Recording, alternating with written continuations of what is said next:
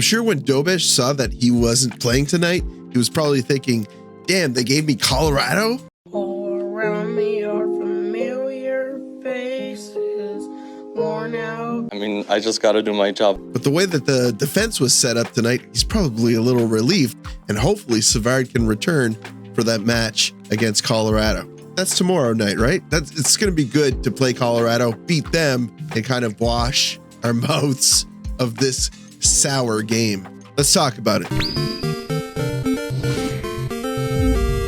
The Penguins bench area, and there is no penalty. Going into this game, vibes were high. I mean, the Canadiens just came off a 3-win streak against some of the strongest teams in the NHL. So when you figure they're playing the Chicago Blackhawks, who are the dead last in the league, I think? Let's take a gander. Not there, and bottom of the league. So for someone who's not familiar with the NHL and how things work, the parity of everything, well, you'd think that the team that just handedly beat 3 of the best teams would easily beat the worst team in the league, right?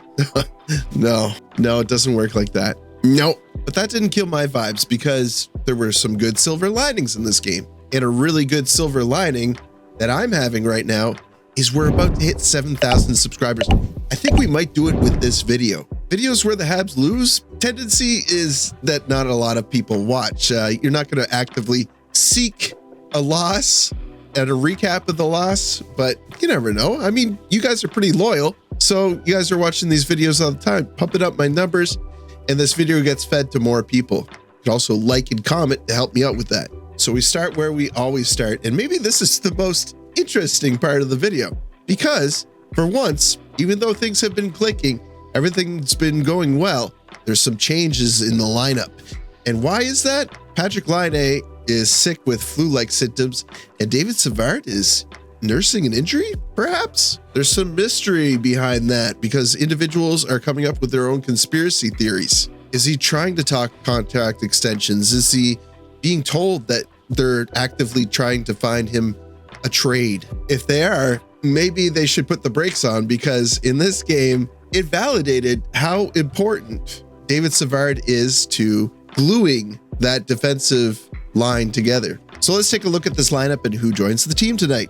We have Caufield, Suzuki, Slavkovsky, Pezzetta, Doc, Newhook, Anderson, Dvorak, Gallagher, Heineman, Evans, Armia, Hudson, Matheson, Gooley, Carrier, Xhekaj, and Struble. Finally, we have Montembeault in net. So Pezzetta and Struble are back. Friendly faces. I miss these guys, but do I still miss them after watching that game? That's a tough question. So the puck drops, and it doesn't take long for this game to strike a tone. Arber Xhekaj and Jaden Struble get caught up in taking a very bad penalty each in one go.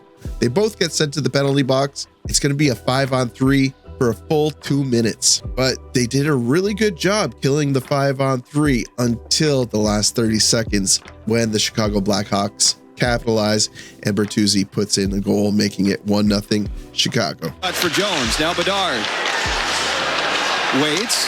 Teravainen out in front. Bertuzzi. Doesn't take long after that. Xhekaj is out of the box and he's fighting. Who's he fighting? What's his nickname? Is it Big Rig? He's fighting Big Rig. Maroon's been around the league for a long time. He's 36 years old, and this fight is a heavyweight fight. It's also a pretty short fight, which thankfully allows me to show you the whole thing. Engage.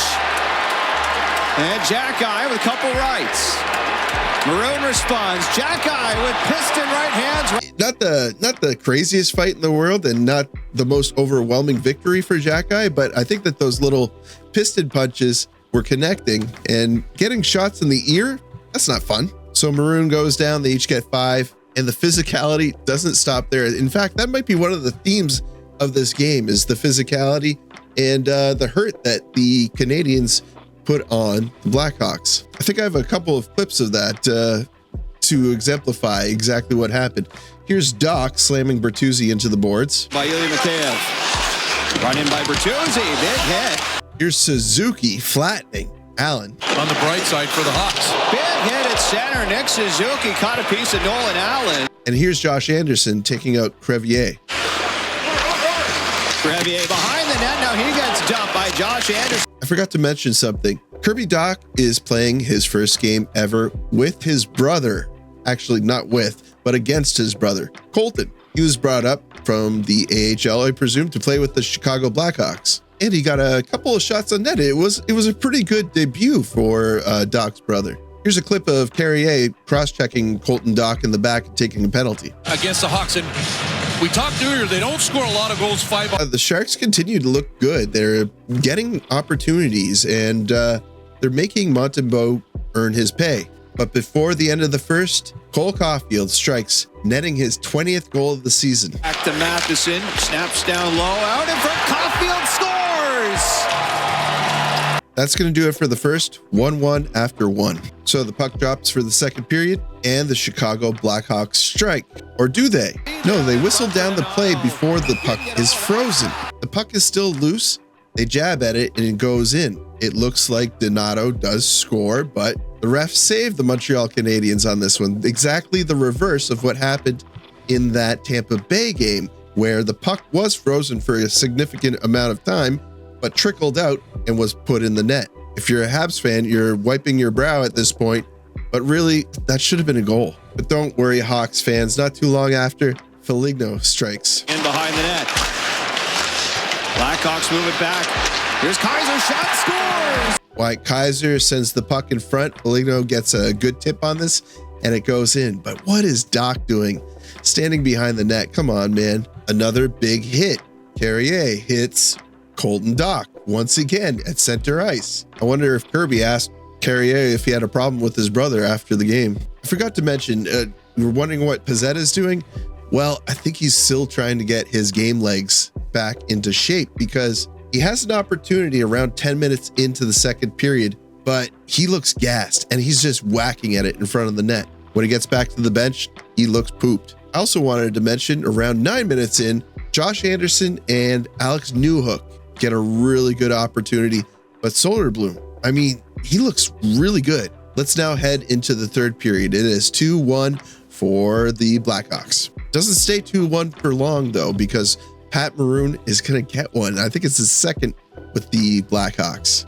Up the center, taken back in by Smith. Good pass over to Donato.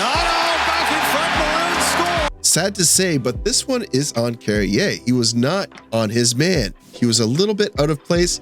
He couldn't get the stick tied up, and he couldn't stop the puck from getting to the intended player, Maroon. Maroon puts it in. So Caufield gets his 20th goal. Who's going to get another goal for the Canadiens? We want to see them tie this up, right? 2 more goals. Who's going to get 2 more goals? Well, I know who gets 1 more goal, and it's an individual who I'm really glad to see is continuing on their path for success this season. Up top, Matheson with a drive. That goes high, bouncing back in front, and they score! That's 10 goals now for Heineman. He's a rookie. These points really count for him. These are helping him create his pedigree. Everything that he puts on paper his rookie year, I mean, this is really making it look like he has a big career in the NHL. I also love how he bat this out of the air. It's not, they talked about this potentially being high sticking. There's no way. It's not even close. But yeah, good patience. He puts it right in. He might have a career in baseball if hockey doesn't work out. But the happiness is short-lived because Slav coughs up a puck near center ice, I think, and it goes the other way, and this happens. Crossing and passes up the middle. Shot from Vlasic at the goalpost. Loose in front, they score. That's 2 goals for the captain of the Blackhawks. Slav got back to contribute, but it was really messy. They were already set up in the zone. Just tough stuff. So we're now down to the last 3 minutes of the game. The Canadiens are pouring it on. They're getting shots and they're getting opportunities, but Soderblom is just closing the door. Like there's a lot of high chance opportunities that they're getting and they can't solve them. They pull the goaltender. What sucks is that it looks like the Hawks get more opportunities after the goaltender is pulled than the Canadiens do in the offensive end. I mean, they couldn't put anything together in the offensive end to try to get 1-2 goals to bring back some life. They certainly had time, but the game would end 4-2 for the Chicago Blackhawks. So it brings the wind out of your sails a little bit. You know what? I'm going to watch the post-game interviews to see if I can get any insights. I'll be right back. One eternity later. Oh, whoa. Okay. Kind of a waste of time, but a couple of cool things. Doc said it was nice to play with his brother. Pizzetta said that it was great to get support from his teammates, and he's been receiving support from his teammates over this past little while. He said it's been really difficult for him. He said probably the most difficult thing that he's ever had to endure in his career. I could totally get that. I hate seeing him rot, but they must have something in store for him. I just don't know what it is. Martin St. Louis said that he liked how they played the game. I mean, they got like nearly 40 shots, or did they get 40 shots? They got 40 shots on goal. That's a huge accomplishment for the Canadiens, who earlier in the year struggled to get shots on goal and have since recently kind of done better with that. But anyway, just a short recap of my opinions of the game. Slap did not look good this game. I feel really bad, but he's having trouble skating out there. I don't know what's going on. He must be getting this feedback because it's apparent. He's struggling sometimes. He's tripping. He's falling. He's not crossing over well. Like, something weird is going on there. Again, it's Doc had some moments that were good. He's definitely skating more confidently. He's getting in deep a lot more often, but not the best game for Doc. Lane Hudson continues to cough up the puck at really scary times. Matheson didn't have such a great game, but the silver linings were that Cole got a goal and Heineman got another goal. Big stuff for those two individuals. You want to see them continuing on that.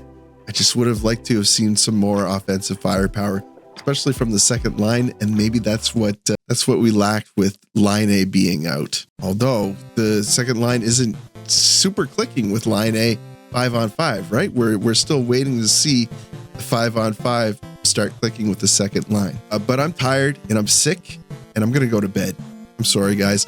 I'm probably not gonna over edit this video either, so it might not be as entertaining as it usually is, but it's 2 a.m. right now, and I think you could probably hear it. I'm sick. So I promise I'll do better next time. It really pains me actually not to do it to the quality that I usually do it. Hopefully you still enjoy it. I mean, it's a recap, right? Just didn't put any super funny memes in here or anything like that. I really, really appreciate you guys. I'm serious. Like the video, helps me out with search results or something or other. Subscribe if you're not already a subscriber. And as always, I'll see you down below in the comments.